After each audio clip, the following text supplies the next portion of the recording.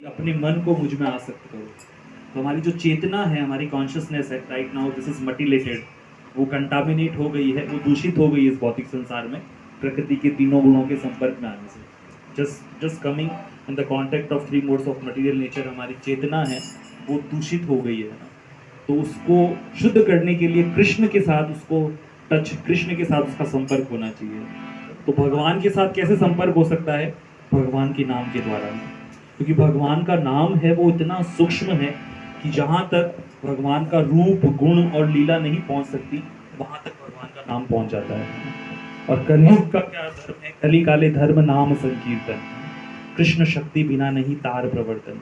कलयुग में भगवान का नाम ही है जिससे क्या हो सकता है? कली कलमश नाशनम, श्रीमद् भागवतम का लास्ट श्लोक है ना, कली कलमश नाशनम। कलयुग के जितने भी कलमश है वो सारे के सारे नाश हो जाएंगे भगवान का नाम लेने से। तो इस मन को भगवान के चरणों में हम कैसे लगाएं, तो इसको हम समझने की कोशिश करेंगे। तो ये वैष्णव सॉन्ग है। वैष्णव सॉन्ग जो है, ऐसे हम कई सारे सॉन्ग भक्ति में आने से पहले सुनते हैं ना, बॉलीवुड के सॉन्ग होते हैं उसमें कुछ डिवोशनल मिक्स करके सुनते हैं ना, तो लोग रोने भी लग जाते हैं और कुछ भी करने लग जाते हैं।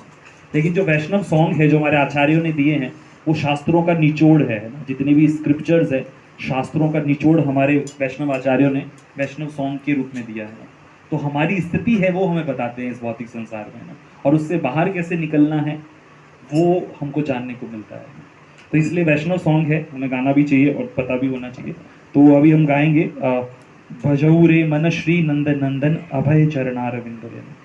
तो हमारा मन है वो हर जगह भटकता रहता है ना, तो हमें हमेशा भय लगता है इस भौतिक संसार में।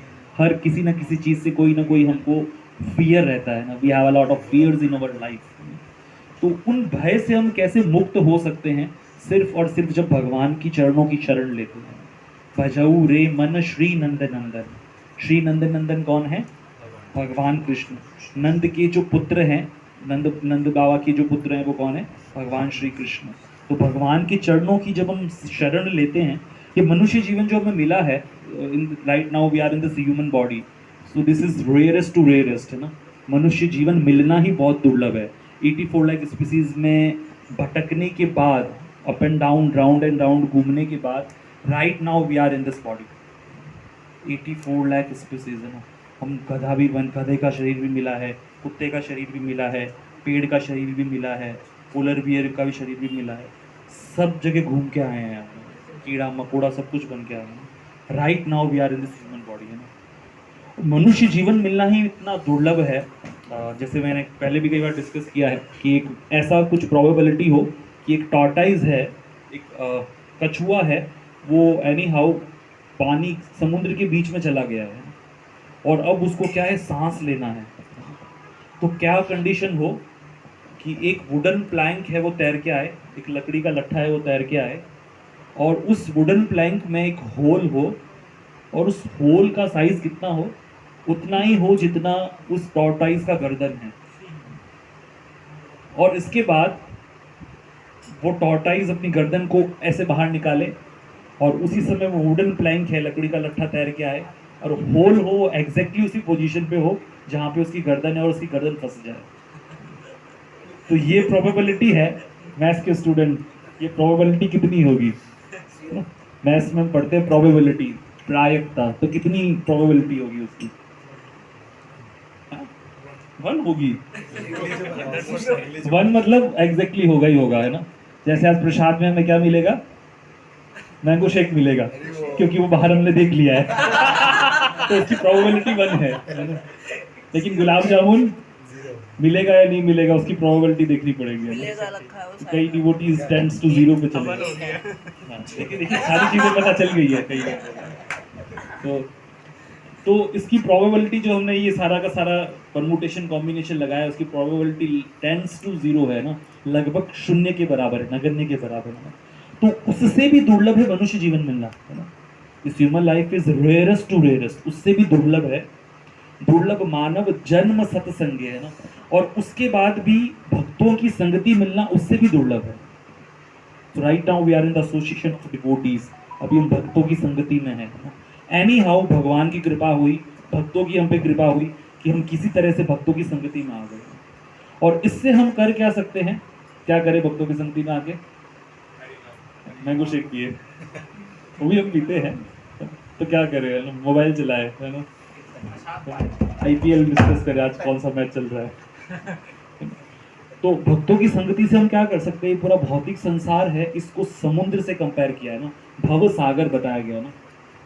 तो इस भौतिक संसार में क्या है, पदम पदम यद विपदाम ना तेषाम, हर एक स्टेप पे कुछ ना कुछ प्रॉब्लम है ना। असुखम अनित्यम लोकम, श्रीमद् भागवत में कहा गया है कि भौतिक संसार है, यहाँ पे कोई सुख नहीं है, तो अनित्य है ना, इज नॉट इटर्नल, है ना। अनित्यम असुखम लोकम दुखालयम अशाश्वतम, कृष्ण से भगवत गीता। सो इन सब से बाहर निकलना है ना, right now we have to come out from all this miserable condition in which we are.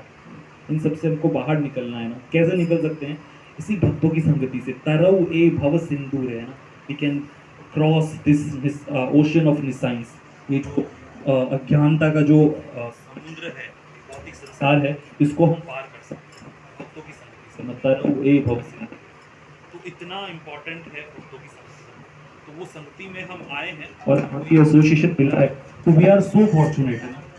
हर किसी को भक्तों की संगति मिल नहीं पाती, इसको हटा, हर किसी को भक्तों की संगति मिल नहीं पाती, है ना।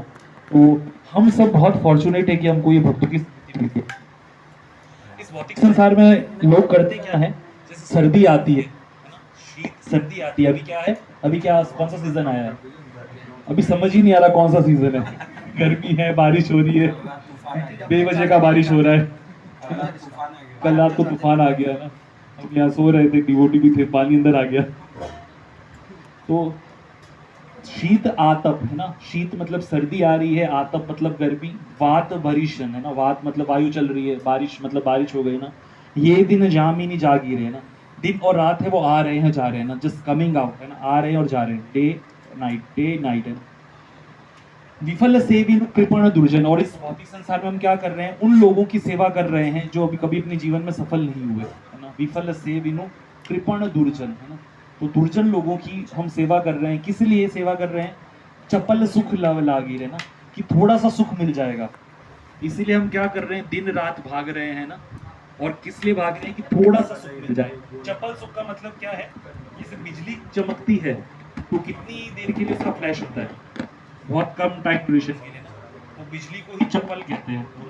तो चपल सुख कैसे बहुत कम टाइम ड्यूरेशन का होता है, और उस सुख के लिए हम क्या कर रहे हैं, बहुत कष्ट उठा रहे हैं इस भौतिक संसार में ना।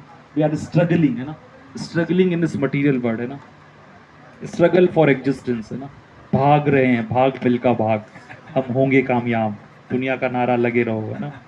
तो यही चल रहा है ना, कॉम्पिटिशन, सो मच कॉम्पिटिशन, किसके लिए, चपल सुख के लिए ना, थोड़ा सा क्या है, सुख मिल जाए। इसका गॉडलेस भी है क्या?